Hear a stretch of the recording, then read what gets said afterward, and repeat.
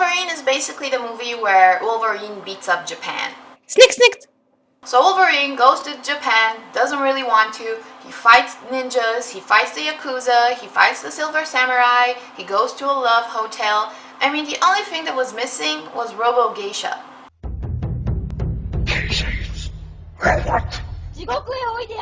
The Wolverine is certainly better than Wolverine Origins, in the sense that at least it feels like a movie, whereas Wolverine Origins felt like a disaster, like a failed experiment.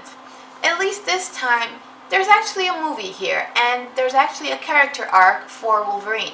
Keep in mind, this is the 5th movie with Wolverine, 6th if you count First Class, which I don't. Although that scene was pretty badass in First Class.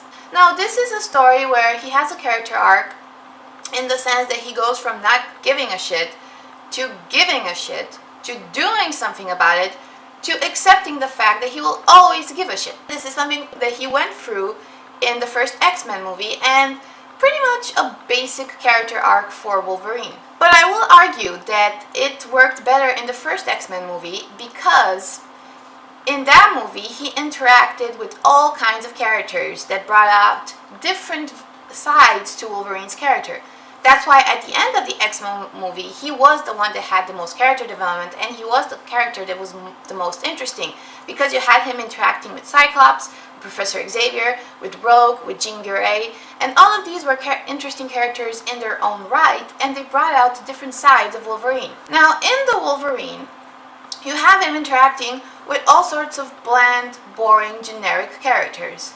I did not like his romance to Mariko in this at all. I thought that Mariko was way too much of a damsel in distress, and I never really understood what Wolverine would see in her romantically. The fact that they were trying to push down my throat, they were trying to enforce this romance, I just never really bought it. Yuki, on the other hand, was interesting as a sidekick, and I think that's where the Logan-Rogue relationship was better reflected. In this, at least, it's clear where he is at the point of the movie, what he needs to go through, the realizations that he makes by the end of the movie. And I really enjoyed that, and I especially enjoyed seeing Famke Janssen in this because it's such an understated role, and seldom do you see big actresses that conform to a role where there basically isn't anything outside of what they do in support of another character. Famke Janssen's character in here, Jean Grey, has no other business than to support Wolverine. Unlike Mariko, there's actually some history there, and I buy their relationship even though it's an imaginary relationship. There's something to be said when the hottest woman in your movie is a hallucination. Now, I know a lot of people are going to praise the action scenes in this because that's what you want to see in the Wolverine movie. You want to see Wolverine kick ass and take names because he's the best at what he does. And what he does isn't very nice. Now, I know a lot of people are going to praise the fight scenes in here, but I may be very cynical and jaded. Those were not a selling point for me. I can't say that there's anything really in this movie from an action point of view that impressed me.